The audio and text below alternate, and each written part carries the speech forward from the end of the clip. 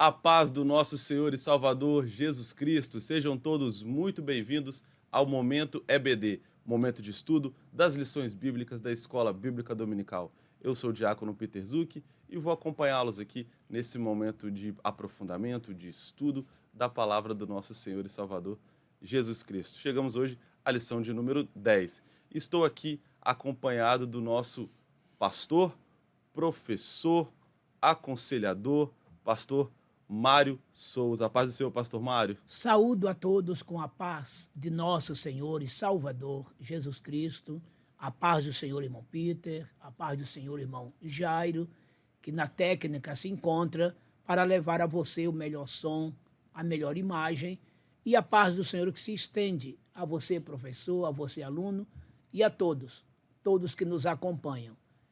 Meus amados, no próximo domingo estaremos estudando a lição de número 10. Nesta lição começa a conversão de Jacó.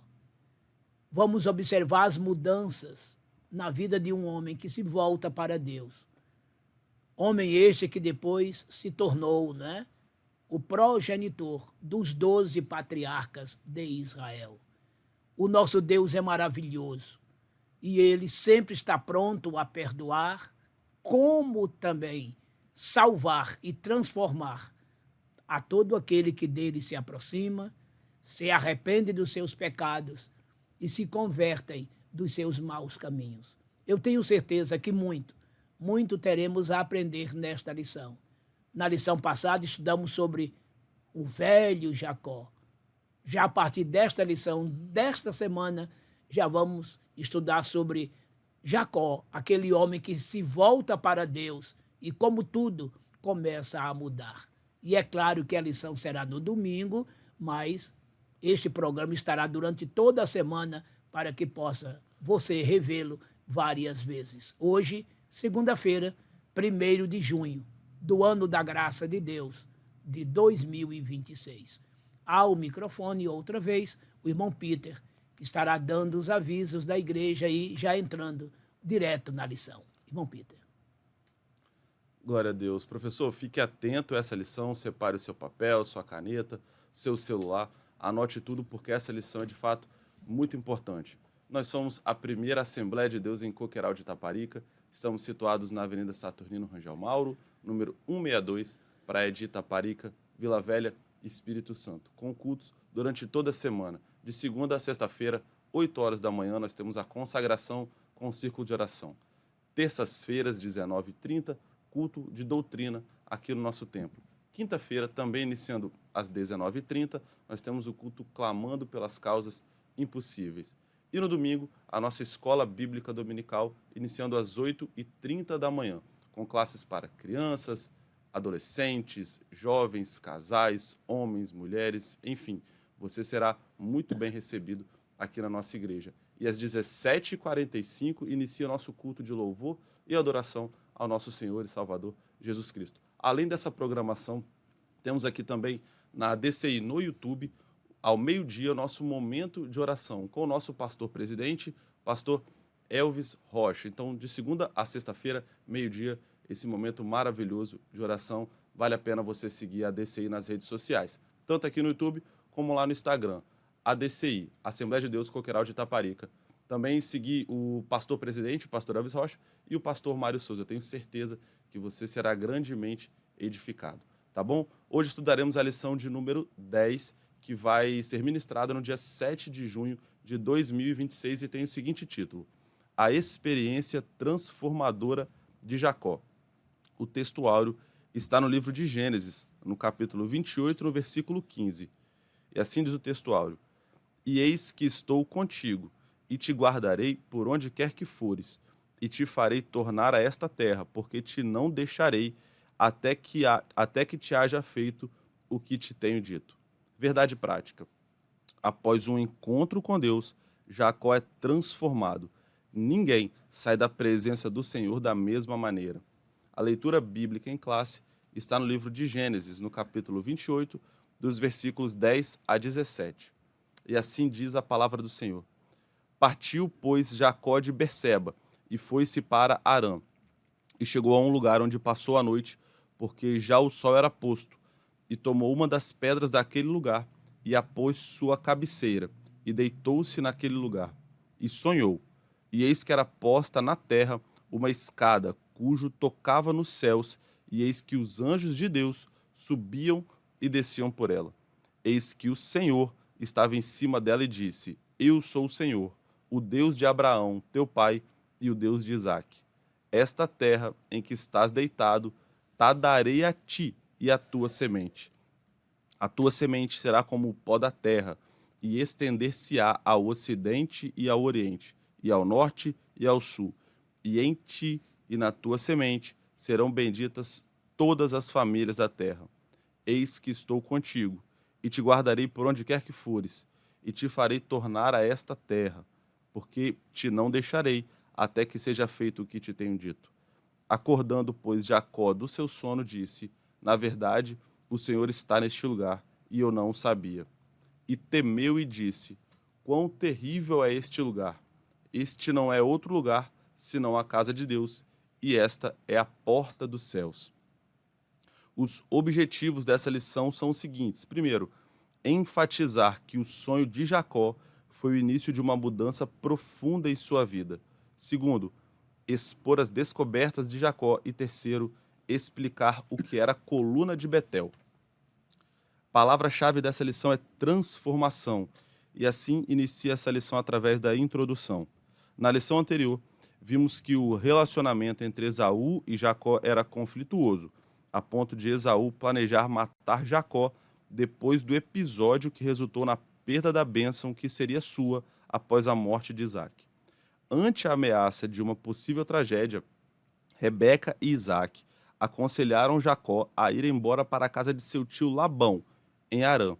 Jacó tornou-se um fugitivo e saiu de casa sem levar nada, indo em direção ao deserto. Mas Deus revelou-se a ele num sonho que mudou sua vida. Pastor Mário Souza. Meus queridos e amados irmãos, amigos, companheiros em Cristo, a paz do Senhor. Uma nova lição está diante de nós. O que observamos aqui é um Jacó que começa a mudar. Uma vida nova que vem a surgir. E conforme Deus lhe falou no sonho, dizendo: Eu sou o Deus de Abraão e Isaque, teus pais. O que Deus quis dizer com isto? Que ele tinha uma aliança já feita com seu avô e com seu pai. A aliança abraâmica. Deus é aquele ser, é este ser que não quebra nenhuma de suas alianças feitas com o homem.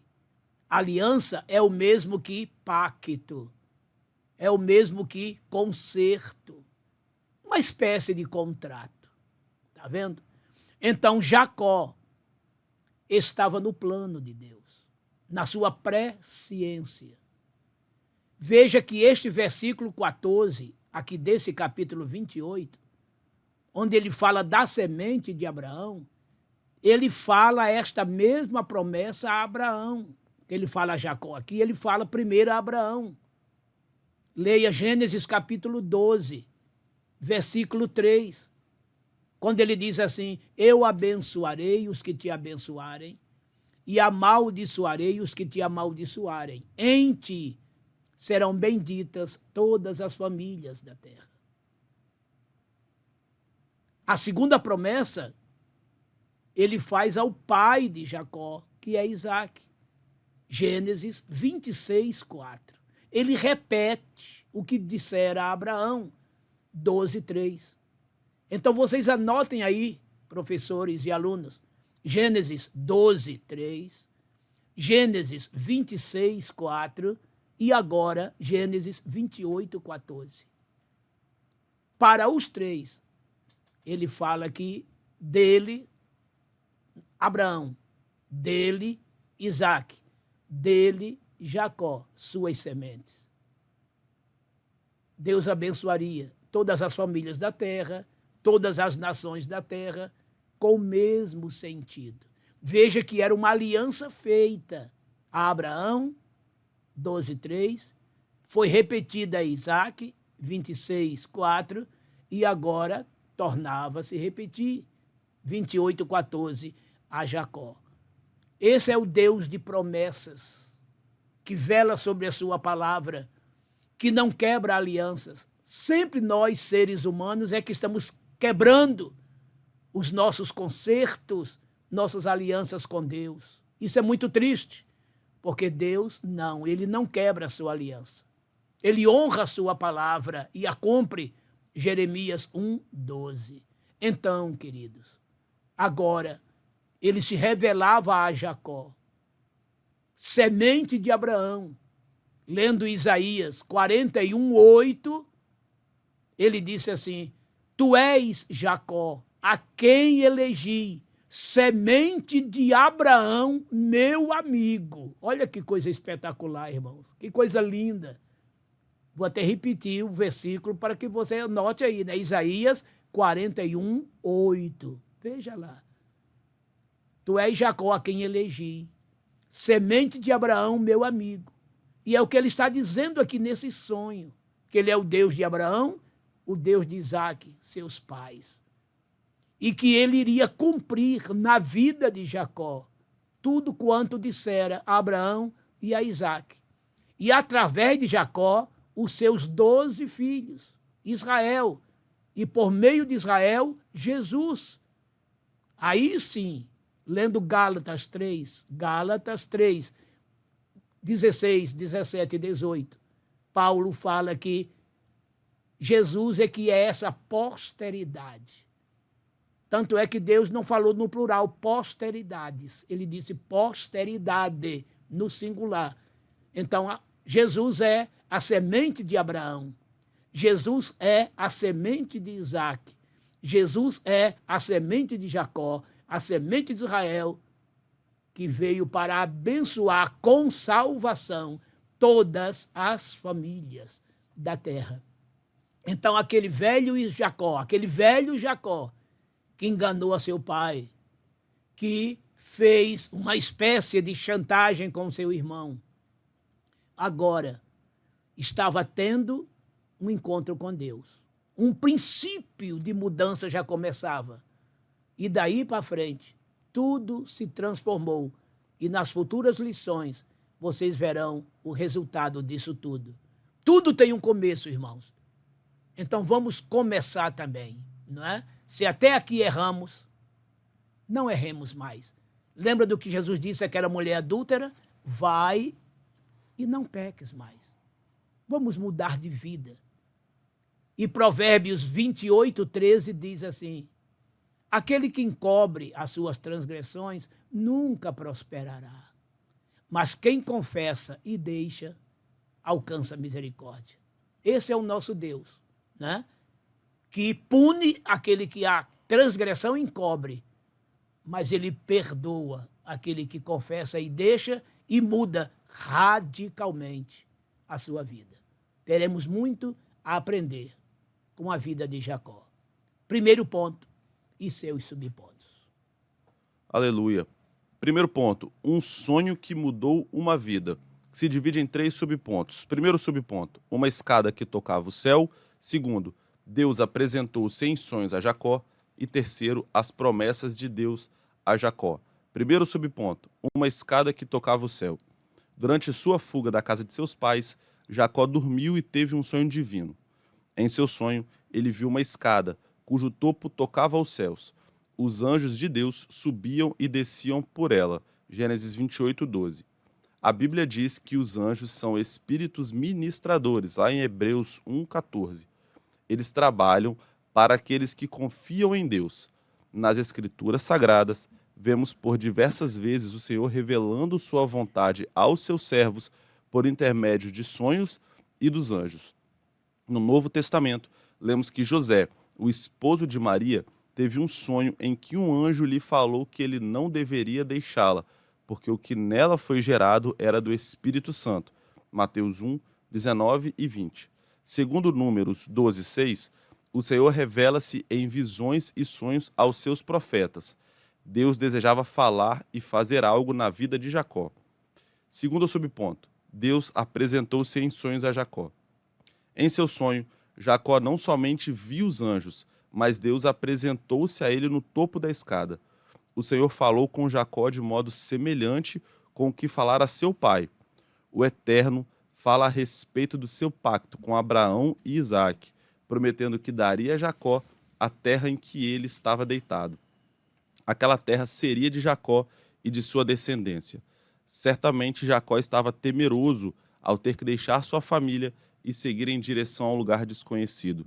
Então o Senhor, ainda em sonho, consola-o, dizendo que ele estaria com ele e o guardaria de todo o perigo. Gênesis 28, de 13 a 15. E terceiro subponto, as promessas de Deus a Jacó. Deus revelou-se a Jacó em sonhos e lhe fez promessas. Primeiro, prometeu dar-lhe a terra em que ele achava-se deitado naquela noite sombria. Depois, prometeu que sua semente seria tão numerosa como o pó da terra e que ocuparia os 4 cantos da terra, ao ocidente, ao oriente, ao norte e ao sul. Em seguida, repetiu a promessa que fizera a Abraão e a Isaque, e a tua semente será como o pó da terra. Gênesis 28, 14. Por último, prometeu-lhe que estaria com ele e o guardaria por onde quer que andasse, e o que lhe faria retornar à terra onde ele encontrava-se, e não deixaria até que cumprisse o que lhe havia dito. Gênesis 28, 14. Pastor Mário Souza. Qual é o título desse primeiro ponto? Um sonho que mudou uma vida. Que título sugestivo, né? Um sonho que mudou uma vida. E não foi somente com Jacó. Sonhos que mudaram vidas, reinos, sociedades, cada qual em sua devida época. Vamos mais ou menos pensar sobre isto. Quais são os dois primeiros subtítulos? Uma escada que tocava o céu e, segundo, Deus apresentou-se em sonhos a Jacó. Está vendo? Tanto a escada como a apresentação de Deus a Jacó foi em sonhos. É por isso que eu estou juntando esses 2 subtítulos. Ali estava um moço deitado. A Bíblia não diz se ele forrou alguma coisa ou não. A Bíblia só fala de uma pedra que ele arrumou, que lhe serviu de travesseiro. Fugindo do seu irmão. À noite, certamente, sombria, fria, sozinho naquele deserto. E ele teve aquele sonho. Uma escada que começava na terra, cujo topo dava nos céus. Anjos subindo e descendo. E no topo da escada, como mostra o segundo subponto, Deus a falar com ele. Anjos aqui, conforme já disse muito bem o comentarista, são espíritos ministradores. Anjos subindo e descendo, está se falando aqui de anjos em serviços. Anjos não param. Anjos estão sempre a serviço do povo de Deus. Está escrito, o anjo do Senhor acampa-se ao redor dos que o temem e os livra. Anjos sempre postos para servirem no passado a Israel e hoje no presente a igreja do Senhor. Saiba que os anjos estão sempre a nossos serviços. Então, essa subida e descida na escada está se falando que anjos não param, não estão parados. Eles estão a serviço, trabalhando em prol do reino de Deus, na proteção dos filhos de Deus. Falando em sonhos, não é? Vocês se lembram dos sonhos de Faraó, de Nabucodonosor? Veja que Jacó aqui, embora sendo filho e neto de patriarcas, ele não tinha uma experiência pessoal com Deus. Estava tão descrente quanto seu irmão Esaú. Está entendendo? Agora Deus se apresentava a ele em sonhos. E sonho este que mudou a sua vida. Vamos começar lá por Faraó, não é? Deus deu um sonho a Faraó falando da grande fome que aconteceria na terra. na terra de então. Então Faraó sonhou com aquelas 7 vacas gordas e 7 vacas magras, 7 espigas de milho gordas e 7 magras.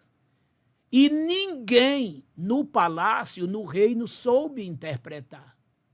Foi aí que o seu copeiro lembrou-se de José, que quando ambos, ele, o copeiro mais o padeiro, foram presos e tiveram sonhos na prisão, José interpretou aqueles sonhos. Basta vocês lerem lá. E o sonho se cumpriu na íntegra. Foi aí que ele se lembrou, após 3 anos já de prisão de José lá, né? Que José teve, eles tiveram esse sonho e José interpretou. Então Faraó imediatamente mandou chamar a José. Contou o sonho e José deu aquela interpretação tão maravilhosa. Ainda deu conselho para ele, como ele deveria fazer para enfrentar os 7 anos. E Faraó ficou tão admirado que disse, olha, não vamos achar outro homem como este homem aqui, né? E colocou Faraó, aliás, José, como governador de todo o Egito. Somente ele, Faraó, estava acima dele. Através de um sonho. Não só Deus mudou ali a vida do Egito, daquele Faraó, como também do próprio José. Porque foi o mundo inteiro avassalado pela fome, é claro, o mundo de então, daquela época, naquela região, e o Egito pôde suprir a todos. Mas por intermédio de quem? Do grande administrador José. Tudo por causa de um sonho que Deus deu ao rei. Está vendo? Tanto é que o rei chegou até a chamá-lo de o Salvador do mundo, Zafenate Paneia. Quer dizer, José, um verdadeiro tipo de Cristo, né? O Salvador do mundo. E ele veio de Canaã como escravo, né? Para o Egito e lá casou-se com uma egípcia, tipificando Cristo que veio do céu, vendido pelos seus irmãos, traído pelos seus irmãos, né? E vai se casar com quem? Com a igreja, que é uma gentia. Coisa linda, não é verdade, irmãos? Sonho de Nabucodonosor. Um sonho que realmente Deus, através do sonho de Nabucodonosor, mostrou toda a história do mundo. Mostrando a Babilônia como o primeiro império mundial, a Pérsia como o segundo, a Grécia como o terceiro e Roma como o quarto, naquela estátua de ouro, prata, bronze e ferro. E aquele sonho também, com certeza, mudou a vida de Nabucodonosor. Como no final dos tempos da sua vida, ele reconhece Deus como o único soberano e nenhum Deus semelhante ao Deus de Israel, ao Deus de Daniel, não é? E você vê também depois o próprio Nabucodonosor sonhando com aquela grande árvore, que Daniel também interpreta, dizendo que representava ele e a Babilônia, governando o mundo inteiro. O comentarista fala aqui do sonho já de José, não mais o do Egito, né? Mas o noivo de Maria, que queria até abandoná-la quando soube que ela estava grávida, mas justo e fiel a Deus como ele era, não querendo defamá-la, queria se afastar dela em segredo. Foi quando o anjo Gabriel se apresenta a ele, né? O anjo se apresenta e conta que Maria estava grávida sim, mas pelo Espírito Santo, né? E ele entendeu plenamente, né? Casou-se com ela e diz a Bíblia que ele não a conheceu sexualmente, enquanto Jesus, o primogênito, não nasceu. Ele não a conheceu. Mateus 1, 24. Está vendo, queridos? Deus sempre falando por meio de sonhos ou revelações. Em Amós, capítulo 3, versículo 7, disse Deus, não faço coisas nenhuma, sem antes revelar os meus segredos aos meus servos, os profetas. Então, Deus sempre se manifestou por sonho, por visão, né? E de muitas formas. Nesse capítulo 12 de Números, que o comentarista aqui menciona, Foi aquele caso quando Miriam e Arão murmuraram do seu irmão Moisés. Então Deus os chamou a atenção, dizendo: olha, a qualquer um outro profeta eu me manifesto a ele por sonhos ou por visão. Mas com Moisés, meu servo, eu falo com ele face a face, porque ele é fiel em toda a minha casa. Que coisa linda, né? Então, sempre o que Deus fez foi falando aos homens por meio de sonhos, visões, revelações, profecias. E, por fim, a partir de Moisés para cá, por meio da sua própria palavra, porque começou com Moisés no Pentateuco e depois mais outros 39, 40 autores, por ele inspirado, escreveram as Sagradas Escrituras, que foi desde o ano 1500 a.C. até beirando o ano 100 depois de Cristo, ou seja, uma Bíblia que levou cerca de quase 1.600 anos para ser escrita, por cerca de 40 autores diferentes. E quando acaba no mesmo assunto, com uma mesma inspiração, o tipo do livro que tudo estava para dar errado, porque 40 pessoas diferentes escrevendo, em épocas diferentes, regiões diferentes, até continentes diferentes. Como é que pode tudo isso se unificar? Sim, é porque é a palavra de Deus. O autor, Deus Pai.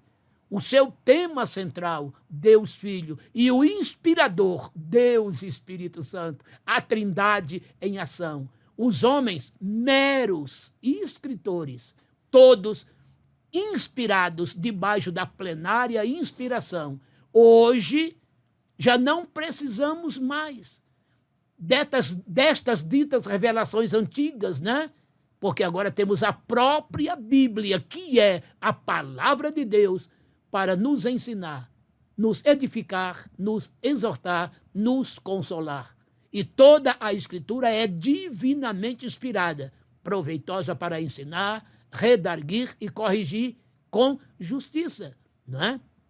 2 Timóteo 3, versículos 15 e 16. Então veja que Deus sempre, em todos os tempos, se revelou ao homem por sonhos, visões e profecias por meio dos profetas. Hoje temos a sua revelação plena por meio da sua palavra. Então, o sonho de Jacó mudou a sua vida. E no terceiro subtópico, qual é o título? As promessas de Deus a Jacó. Aqui Deus faz as promessas a ele. Tudo que ele prometera aos seus pais, Abraão e Isaque. Ele estava ali dizendo que iria confirmar tudo, confirmando a terra, onde hoje está Israel. Israel hoje ocupa uma pequena parte. Vocês sabiam? O tamanho de Israel hoje é menor do que Sergipe. Sergipe aqui é o nosso menor estado da Federação Brasileira. Mas o tamanho que Deus deu a Israel, que vai desde o Eufrates até o Egito, é muito, muito grande. Ainda tem muita terra para ir para as mãos dos judeus. Isso tudo acontecerá na sua plenitude no período do milênio, viu? Mas o que Deus prometeu a Abraão, prometeu a Isaque, prometeu a Jacó, e parte dessa promessa de terras, geograficamente falando, os judeus já ocupam, que é aquela parte de Israel, mas ainda tem muito, muito mais. E ele disse que a semente de Abraão, de Isaque e de Jacó seria como o pó da terra. E esse pó da terra ocupa o mundo inteiro, né? Veja que há judeus espalhados pelo mundo inteiro, do Oriente ao Ocidente, do Norte ao Sul. Aonde você chegar, saiba, tem um descendente judeu ali, naquele lugar, cumprindo literalmente a palavra, porque esse Deus é um Deus de promessas, um Deus que honra o que diz, um Deus que cumpre o que fala. Vamos ao segundo ponto e seus subpontos. Glória a Deus. Segundo ponto, as descobertas de Jacó. E são 3 subpontos. Primeiro, Jacó descobriu a presença de Deus. Segundo, Jacó descobriu a casa de Deus. E terceiro, Jacó descobriu a porta dos céus. Então, primeiro, Jacó descobriu a presença de Deus. Depois de despertar do seu sono, Jacó disse: Na verdade, o Senhor está neste lugar, e eu não o sabia. Gênesis 28:16. Ele estava vivendo um dos piores momentos de sua vida, fugindo do seu lar em direção à casa de seu tio e correndo o risco de ser morto por Esaú. No entanto, é nesse momento de adversidade que Deus revelou-se e mostrou que Jacó não estava sozinho. Isso nos lembra Jó, que disse que a dor e a aflição fizeram-no conhecer a Deus de modo pessoal. Jó 42, versículo 5. Segundo, Jacó descobriu a casa de Deus. Jacó ficou tão impactado com seu sonho, com a revelação de Deus e sua presença naquele lugar, que exclamou com temor: quão terrível é este lugar! Este não é outro lugar senão a casa de Deus. Gênesis 28:17. Foi uma experiência extraordinária. Sozinho, em meio à escuridão, ele jamais esperaria ter um encontro tão real com Deus. O Senhor estava iniciando um processo de transformação na vida de Jacó. Haveria uma mudança de dentro para fora no patriarca. E terceiro, Jacó descobriu a porta dos céus. Sabemos que uma porta é uma abertura, através da qual temos acesso a determinado ambiente. Na nova aliança, conforme nos revela a palavra de Deus, a porta de acesso aos céus é Jesus Cristo. Ele mesmo declarou: eu sou a porta, se alguém entrar por mim, salvar-se-á, e entrará e sairá, e achará pastagens. João 10:9. Hoje, não há outra maneira de chegar-se a Deus, ser transformado e santificado, senão por intermédio de Jesus Cristo. Pastor Mário Souza. Neste segundo ponto, qual é o título? As descobertas de Jacó. As descobertas de Jacó. Veja que tudo muda quando Deus se revela ao ser humano. Já dissemos na fala anterior, no tópico anterior, Jacó estava ali solitário, fugindo do seu irmão, longe dos seus parentes, sem saber o que iria lhe acontecer. Ele estava indo para a casa do seu tio Labão, dos pais familiares dos seus passados pais, não é? E ali ele estava ali sozinho naquele lugar. Quando ele tem esse sonho, e o sonho aqui já é a porta da revelação, e aqui ele descobre três coisas importantes, três coisas. Num primeiro momento, qual é o primeiro subtítulo? Jacó descobriu a presença de Deus. Num segundo momento, qual é? Jacó descobriu a casa de Deus. E terceiro? Jacó descobriu a porta dos céus. Você está vendo, irmãos? Num primeiro momento, ele descobre a presença de Deus. O que é que ele disse?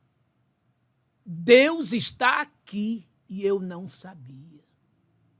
Está vendo? Deus é onipresente. Ele está em toda a parte. Aonde você está, saiba que Deus está presente.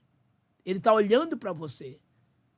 Agora, essa presença pode se aproximar mais ainda de você sentir o calor desta presença, a aproximação de Deus nesta presença, por meio, repito, de um sonho, de uma revelação, de uma profecia, de um sentimento maior qualquer.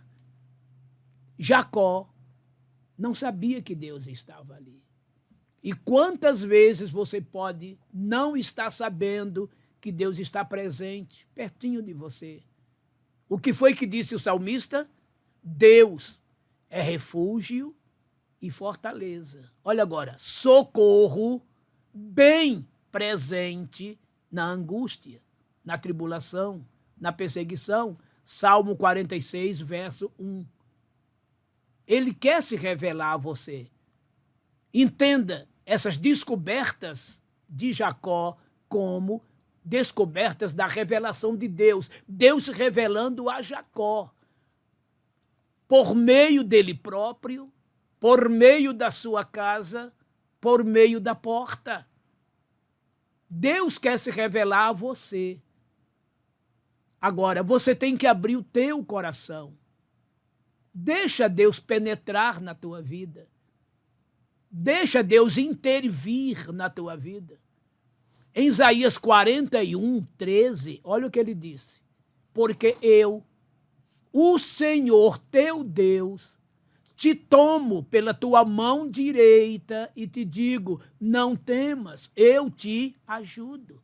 Olha que Deus se revelando a mim, a você, a nós. E ele ainda diz mais, eu sou o Senhor teu Deus. Tá vendo? É como se ele estivesse escrevendo uma carta para você, já se identificando no cabeçalho. Hoje em dia, né, quando se escreve uma carta, que quase nem se faz mais hoje por causa da internet, mas o que se fazia no final de cada missiva, que é a carta, né, a assinatura da pessoa vinha embaixo. Mas nos tempos antigos, a assinatura vinha no cabeçalho. Vocês se lembram das cartas do Apocalipse? Veja que a identificação de Jesus vem no começo. Né? E aqui, nesse texto, é como se ele estivesse mandando uma cartinha para o profeta e, através do profeta, para todos. Porque eu, o Senhor teu Deus, se identificou. Te tomo pela tua mão direita. Ele quer segurar na tua mão. Ele quer se aproximar de você e falar com você, te dizer, não temas, eu te ajudo. E que ajuda, não é, irmão? Irmã, professor, aluno? Tem ajuda melhor do que a ajuda de Deus? Olha o que disse Samuel. Até aqui nos ajudou o Senhor. 1 Samuel 7,12, parte B.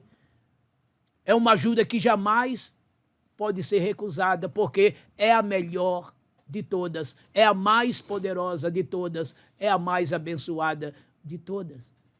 Então, esse Deus que está dizendo, eu sou o Senhor teu Deus, ele falou isso para Jacó. Eu sou o Senhor teu Deus, eu sou o Deus do teu pai, Abraão, do teu pai, Isaque, e agora quero ser o teu Deus. Olha aí, era o momento do encontro, era o início do encontro. Aquele encontro lá do capítulo 32, que vamos chegar lá na frente, ali já foi o clímax desta conversão, quando Deus muda o seu nome. Mas toda a trajetória começa aqui, no capítulo 28. Né? Ali estava um processo inicial de Deus para um homem que não o conhecia. Mesmo tendo pais, servos seus, ali estava um neto, um filho que não tinha com ele intimidade, que não tinha com ele aproximação, e que agora ele estava se aproximando dele, por amor ao avô dele, por amor ao pai dele. Olha como isso é importante, meus irmãos. Viu, pais? Deus te ama tanto que por teu intermédio ele vai abençoar teus filhos, teus netos e daí por diante. Basta você ser fiel e a tua fidelidade será honrada nos teus filhos, nos teus netos, em toda a tua linha sucessória. Foi o que aconteceu aqui. Num segundo momento, né, o que é que ele vê? O que é que ele diz? Este lugar não é outro lugar, senão a casa de Deus. Ele colocou até o nome de Betel. Betel quer dizer casa de Deus. Como Deus estava presente ali. Lembra do que disse o salmista no Salmo 27, verso 4? Ele disse assim, olha, uma coisa eu pedi ao Senhor e a buscarei. O que foi que ele pediu e estava buscando? Que é de habitar na tua casa, Senhor, todos os dias da minha vida. Contemplar a formosura do teu rosto e aprender no teu templo. Que coisa linda, né? Salmo 27, verso 4.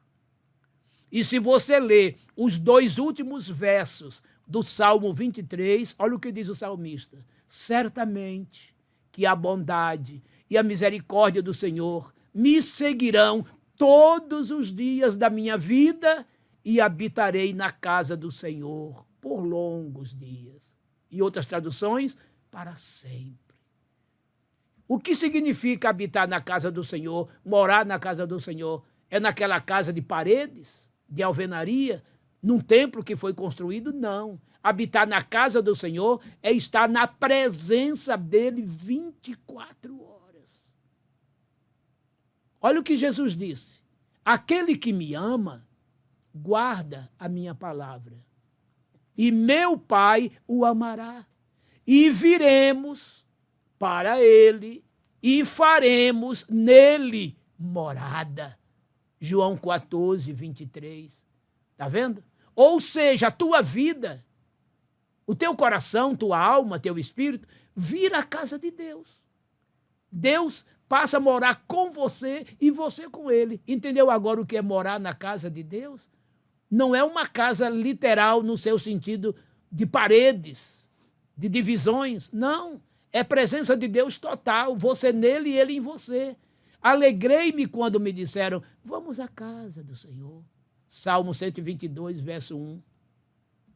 Estar na casa de Deus é mais do que estar num literal templo. É estar realmente na presença de Deus.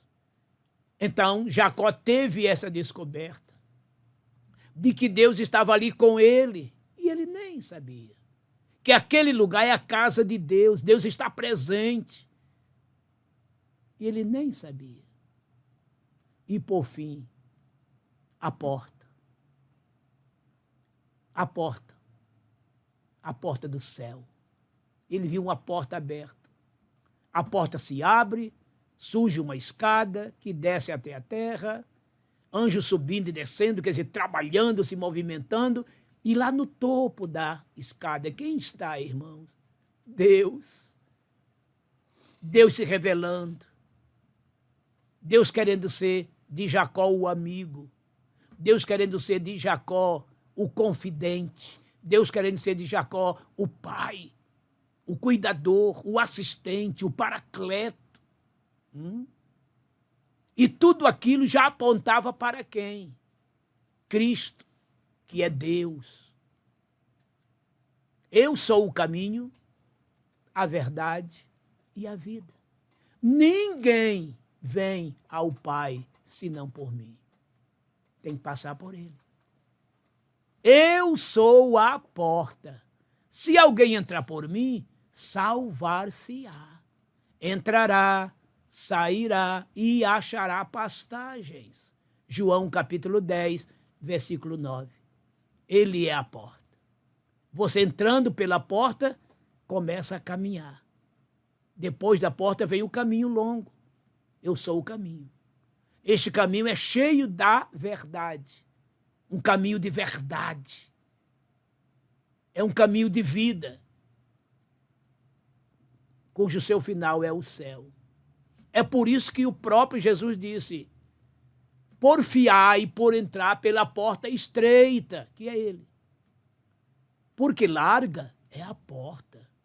E espaçoso é o caminho que conduz à perdição. E muitos são os que entram por ela.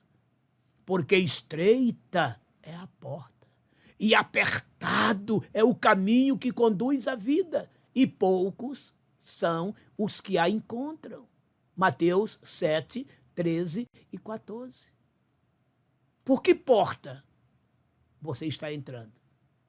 Por qual caminho você está percorrendo? Porque a porta larga, após si, há um caminho largo, amplo.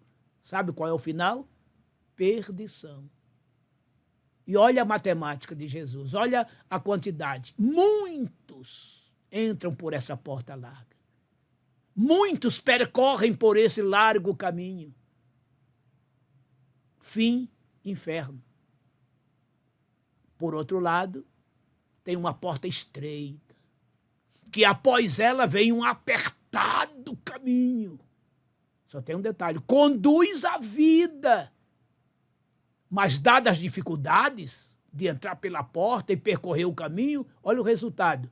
Poucos são os que a encontram. Só tem um detalhe. Qual é o final deste caminho? Céu. O que você escolhe? Porta larga? Caminho largo? Final perdição? Ou porta estreita? caminho apertado, final, céu, vida eterna. A escolha é tua. Na lição passada eu falei isso, né?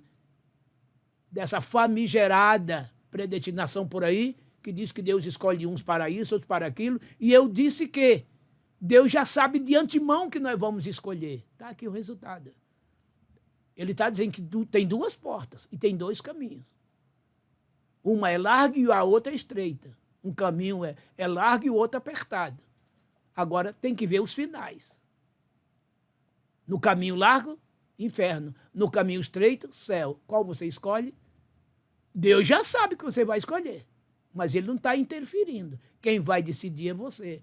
E Jacó decidiu entrar por aquela porta estreita, que já mostrava que seria Jesus, que dele nasceria e que o seu povo Israel salvaria. Mas não somente os descendentes dele, mas do mundo inteiro. Em ti serão benditas todas as nações da terra, todas as famílias da terra. E disse João Batista: eis aí o Cordeiro de Deus, a porta do céu, o caminho do céu, a verdade, a vida, que tira o pecado do mundo. João 1:29. Aleluia! Glórias a Deus. Que coisa linda, né? Deus se revelou a Jacó, chegando pertinho dele, fazendo ele sentir a sua presença, chegando pertinho dele e trazendo ele para a sua casa, para pertinho dele, para que ele se converta e se tornasse um como seu pai e o seu avô. E isso aconteceu. E disse para ele: olha, a porta está aqui, é meu filho. Entra por ela. Jesus. Coisa linda, não é? Então, Jacó, aqui começa o seu processo salvífico. E depois chega ao clímax, lá no Vale de Jaboque, no capítulo 32, quando ele retorna já para a casa de seus pais. Vamos então agora ao próximo ponto e seus subpontos. Terceiro ponto, a coluna de Betel, que se divide em 3 subpontos. Primeiro, a pedra transformada em coluna. Segundo, o voto de gratidão a Deus. E terceiro, o concerto de Deus com Jacó. Primeiro subponto, a pedra transformada em coluna. Cheio de fé e de entusiasmo, Jacó decidiu demonstrar sua gratidão a Deus de forma bem concreta, plena de sentido e de devoção sincera. Ele poderia ter feito somente uma oração de gratidão a Deus por tudo que lhe proporcionara, demonstrando seu amor e seu cuidado, mas o fez de modo bem real e visível. Ele levantou-se de madrugada, tomou a pedra que lhe servira de travesseiro e a levantou como uma coluna que serviria de memorial ao Senhor. Gênesis 28:18. Jacó derramou azeite sobre a pedra e apelidou aquele lugar, que antes se chamava Luz, de Betel, que significa casa de Deus. Pela fé, Jacó viu não apenas uma coluna de pedra, mas viu um lugar especial de adoração ao Senhor. Segundo subponto, o voto de gratidão a Deus. Gênesis 28, de 20 a 22. Após consagrar a coluna de Betel, Jacó fez um voto a Deus, movido por um sentimento de fé e de profunda gratidão. Ele prometeu que, se Deus fosse com ele e o guardasse na viagem, e lhe desse pão para comer e vestes para vestir, e se um dia voltasse em paz à casa de seu pai, o Senhor seria o seu Deus. Também prometeu que certamente daria o dízimo de tudo quanto Deus desse a ele. Gênesis 28, 21 e 22. Ele prometeu seguir o exemplo de Melquisedeque, que deu o dízimo de tudo a Abraão depois de grande vitória sobre seus inimigos. Hebreus 7, versículos 1, 2 e 4. E terceiro subponto, o concerto de Deus com Jacó. As bênçãos do concerto eram transmitidas ao primogênito, mas com a família de Isaac seria diferente, pois Deus revelou que o filho mais velho serviria o mais novo. Já vimos que Esaú não deu importância à sua primogenitura, e como consequência, Jacó, que realmente desejava as bênçãos, recebeu as promessas que Esaú perdera. Assim como foi com os patriarcas, Abraão e Isaac, o concerto com Jacó exigia obediência e fé. Romanos 1,5. Sem fé, ninguém pode agradar a Deus. A princípio, Jacó não demonstrou confiança no Senhor, mas fez uso de sua esperteza, seu engano. Contudo, quando ele tem um encontro transformador com Deus e decide obedecê-lo, o Senhor renovou pessoalmente a ele as promessas de conserto. Gênesis 35, de 9 a 13. Pastor Mário Souza. Neste terceiro e último ponto, qual é o título? A coluna de Betel. A coluna de Betel. Coluna, sabemos que é um sustentáculo, né, de uma construção. Então, quando Jacó descobre que aquele lugar, Deus presente, estava, e que ele diz que esse lugar é a casa de Deus, ele ergue aquela pedra, colocando numa posição certamente vertical, e a unge.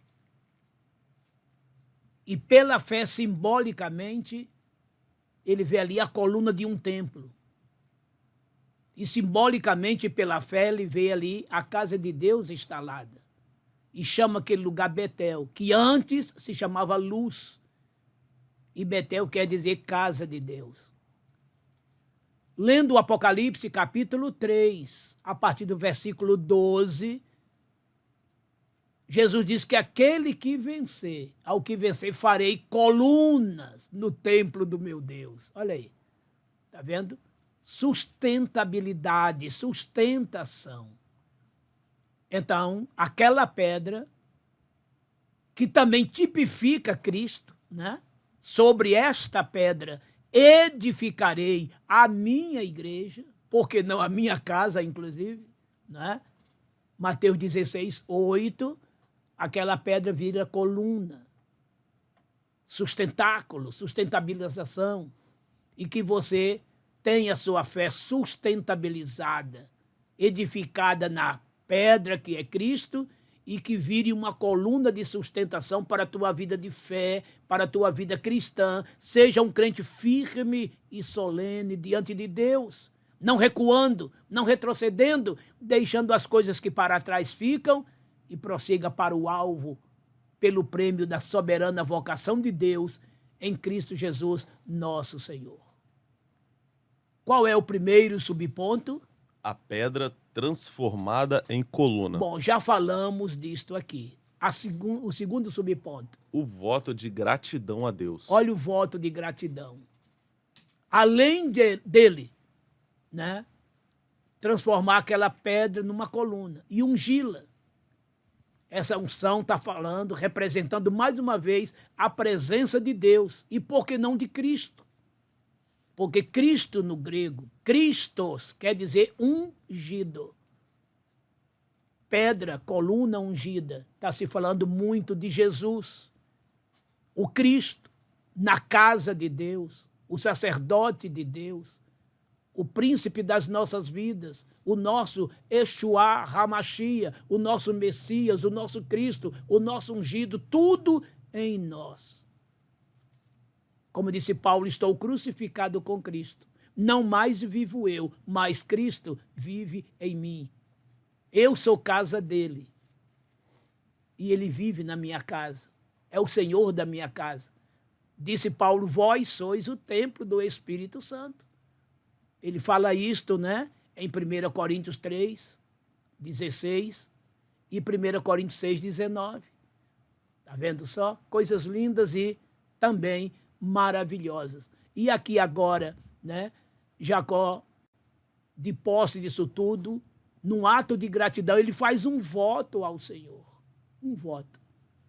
De que se ele seguisse em paz, e Deus lhe desse pão para comer, roupa para vestir, o protegesse ali, onde ele estivesse, e pudesse um dia voltar à casa dos seus pais, em paz.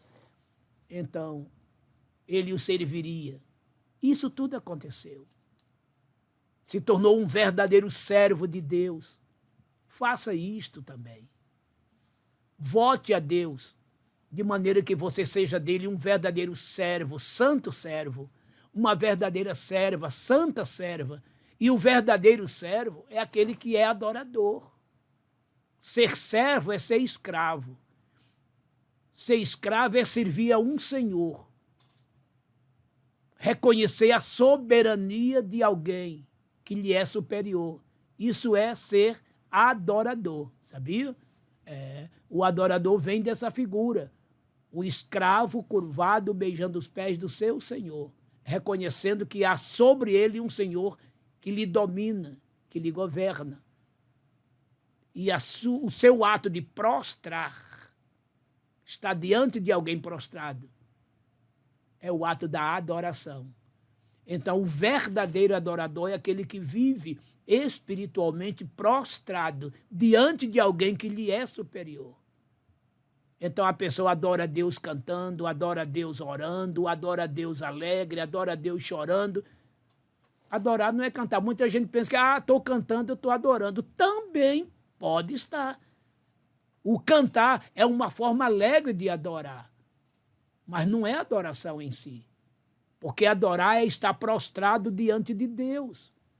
Veja que Jó, no auge da tristeza, perdendo tudo, todos praticamente, a Bíblia diz que ele rasgou o seu manto, raspou sua cabeça, se prostrou em terra e adorou a Deus. Jó 1, 20 e 21. Está vendo? Então, Jacó, quando ele disse que serviria ao Senhor, seria servo de Deus, ele se propôs ser um verdadeiro adorador. E olha a coisa, outra coisa interessante. Ele prometeu de tudo que ele ganhasse do Senhor, ele daria o dízimo. Ele seguiu o exemplo do seu avô, que procurou Melquisedeque, o sacerdote de Salém, e lhe deu o dízimo de tudo também. O que prova que o dízimo veio pelo menos aí 500 anos antes da lei. O dízimo não é coisa da lei. Ele é antes, durante e depois da lei. Hebreus, já no Novo Testamento, capítulo 7, versículos 8 e 9, o escritor diz que Levi, que era o que recebia dízimo, ele também pagava o seu dízimo. E Jesus fala sobre o dízimo em Mateus 23, 23, que deve ser dado para a casa do Senhor, para a manutenção da sua casa e ajuda aos servos de Deus, tá bom? Então veja que Jacó fez este voto a Deus de gratidão. E é claro, como servo de Deus que foi, e como Deus lhe abençoou, tudo ele cumpriu, finalmente. Terceiro subponto. O concerto de Deus com Jacó. Deus, então, aqui agora, faz um concerto com Jacó, relembrando o concerto que já fizera com seu avô e com seu pai. E saibam, independentemente do que Rebeca fez e do que o próprio Jacó fez, em nada aquilo contribuiu, porque Deus não é partícipe de falcatruas, Deus não é partícipe de desonestidades, de simulações, está entendendo? Esqueçam isto. Não foi necessário, como eu diria, o plano de Rebeca. Não foi necessário o projeto de Jacó. Não. Deus já não havia dito que o maior serviria ao menor. Pronto. É a palavra de Deus que se cumpriu independentemente de qualquer coisa. Então, não queiram atribuir a projeto de Jacó, esperteza de Jacó, esperteza de Rebeca, porque aí seria uma ajuda a Deus, e Deus não precisa disso. Deus precisou da ajuda de Sara, quando cede a sua empregada, sua serva para ser mulher de Abraão. Ismael nasceu. E o que aconteceu? Tudo aquilo que Deus prometeu a Abraão por meio de Sara foi em Isaque que ele cumpriu. Conforme está lá em Gênesis 17, leia lá, de 18 a 22. Ele disse, olha, eu vou abençoar Ismael.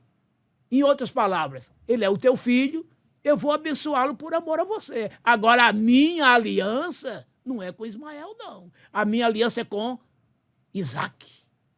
O meu concerto é com Isaque. O filho que Deus reconhecia era Isaque. Vocês se lembram no capítulo 22, quando Deus pede a Abraão, seu filho, ele diz, olha, dá-me o teu filho, o teu único filho. E os outros filhos não eram filhos? Eram sim, biologicamente. Mas Deus estava falando de uma aliança espiritual. Ele não tinha aliança com Ismael, filho de Agar, não tinha aliança com os outros filhos, filho de Quetura, está lá em Gênesis 25, né, de 1 em diante. A aliança de Deus com Abraão era através de Isaque. Mas eu acho muito interessante naquela época, né? É bom ler 17, de 17 até o 22 de Gênesis, quando ele disse, olha, porque Abraão disse, Senhor, eu já sou um homem idoso. Ele não creu, ele duvidou e disse, olha, Ismael está aí diante de ti, abençoa ele. Ele falou, tudo bem, eu vou abençoá-lo. É teu filho, eu vou abençoá-lo, mas a minha aliança é com Isaque. Pronto, está vendo? Então Deus não quebra a aliança. Então Isaque ficou no projeto de Deus, e é por isso que até hoje existe brigas entre os árabes e os israelenses, né? Entre os descendentes de Jacó, porque eles acham que aonde Israel está pertence a eles também, porque eles são herdeiros de Abraão. E não é. Tanto é que Abraão, no capítulo 25, do versículo 5 em diante, de Gênesis, 25, 5 em diante, ele pega todos os seus filhos, manda para longe, lhes dá dons e bênçãos, mas tudo dele ele deu para Isaque, obedecendo o que Deus havia lhe dito antes. Então ele errou. Sara também. Isso quer dizer que Deus não participa de falcatruas, de erros. Foi o caso aqui de Jacó, né? Não foi porque Jacó fez aquele plano com a mãe dele e vice-versa que ele adquiriu a primogenitura, que ele se tornou maior do que seu irmão. Não, não, não. Deus simplesmente cumpriu o que já havia dito. O maior servirá ao menor. Ponto final.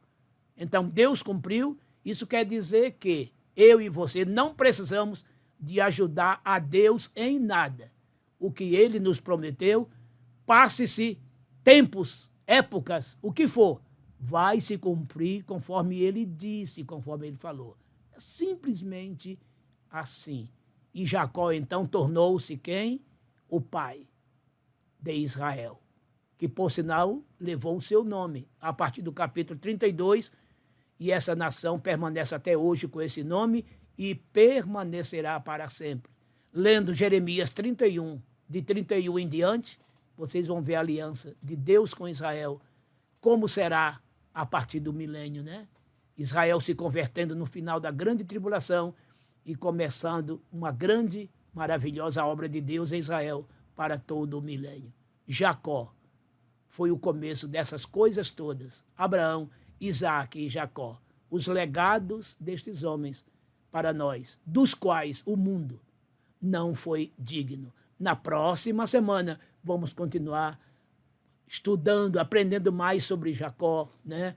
Enfim, tudo que vai acontecer. Já estudamos sobre Abraão, sobre Isaque e, neste final de trimestre, já sobre a vida de Jacó. Deus abençoe a todos vocês e não faltem à escola dominical. Vamos agora à nossa conclusão. Conclusão. A história de Jacó mudou completamente depois que ele teve um encontro com Deus quando caminhava em direção à casa de seu tio Labão. Em meio à noite escura, quando dormia, com a cabeça posta sobre uma pedra, solitário, teve um sonho que mudou sua vida. Deus revelou-se para ele em sonho. Aprendemos com a história de Jacó que somente o Senhor pode transformar uma pessoa e mudar sua história. Pastor Mário Souza.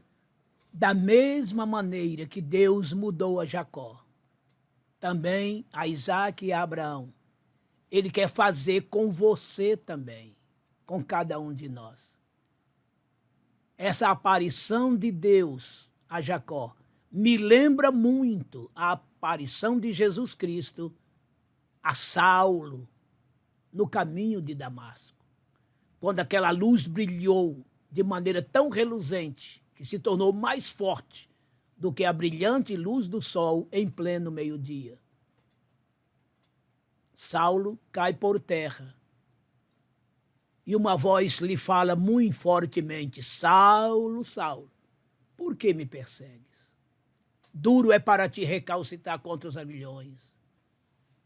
E Paulo disse: quem és, Senhor? Saulo ainda, né? Quem és, Senhor? Ele disse: eu sou Jesus, o Nazareno, a quem tu persegues. Está vendo? Foi uma aparição sobrenatural, uma revelação sobrenatural. Eu fico até a me perguntar que se não fosse dessa forma, Saulo se converteria? Tanto é que o evangelho estava sendo pregado e ele estava perseguindo o povo de Deus. Ele mesmo disse que foi o maior perseguidor. Então foi necessário uma conversão sobrenatural, uma aparição sobrenatural, uma revelação sobrenatural. Do jeito que Deus se apresentou a Jacó, Jesus, seu filho, se apresentou a Paulo. Duas conversões verdadeiramente assustadoras, sobrenaturais.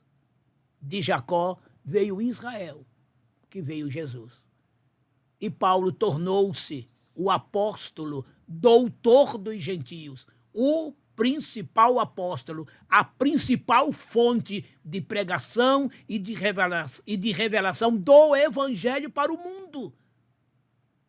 Porque os outros apóstolos pregavam para os judeus, mas foi ele o pioneiro para pregar para todos os gentios. E hoje, esse evangelho está espalhado pelo mundo inteiro, praticamente, a partir de Paulo. Está vendo? Conversões sobrenaturais. E uma outra coisa que me faz lembrar também foi a aparição, a revelação de Deus a Moisés, lembra? Lá no Monte Sinai. Naquela sarça ardente. Veja que foram 3 aparições maravilhosas. De Deus a Jacó, de Deus a Moisés, de Deus a Paulo. Foram conversões diferenciadas, revelações diferenciadas.